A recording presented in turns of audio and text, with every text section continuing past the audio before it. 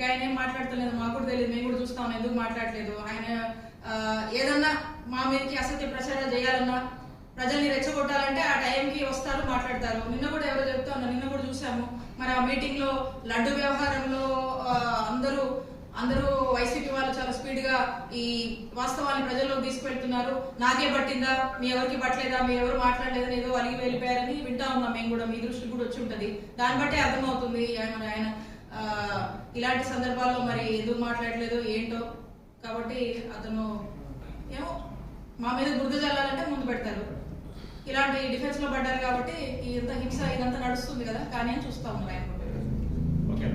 ఈరోజు పవన్ కళ్యాణ్ గారు ట్వీట్ చేశారు. ఆ ట్వీట్ లో ఏంటంటే మద్యం యొక్క రేటు ఎక్కువగా అమ్ముతున్నారు ఏపీలో, ప్రతి చోట ఇది నాకు కంప్లైంట్ వస్తుంది అనేది ఒక ట్వీట్ అయితే జరిగింది. అదే అన్న డైవర్షన్ పాలిటిక్స్. ఏదైనా ఒకటి జరుగుతుంది అనుకోండి, సడన్ గా ఇంకొక అంశాన్ని తెచ్చి డైవర్ట్ చేయడం. మొదటి నుంచి కూడా ఇదే కదా, ఏదో ఒక అంశం తెస్తారు, మోడస్ ఆపరేండా. ఇప్పుడు తిరుపతి లడ్డు విషయం కూడా అదే కదా. అమ్మో లడ్డు విషయం వైసీపీ వాళ్ళు వెళ్ళిపోతున్నారు, రోడ్ల మీదకి చెప్పేస్తున్నారు, చంద్రబాబు నాయుడు గారు చేసిన తప్పని చెప్పేస్తున్నారు, ప్రజలు నమ్మేస్తారు, బ్యాడ్ అయిపోతామని చెప్పేసి ఇప్పుడు ఇంకొక అంశం తేవడం, ఏదో ఒక అంశం. మోడస్ ఆపరేండా, డైవర్షన్ పాలిటిక్స్ ఎన్నటో పెట్టినటువంటి విద్య ఈ కూటమి ప్రభుత్వానికి చంద్రబాబు నాయుడు.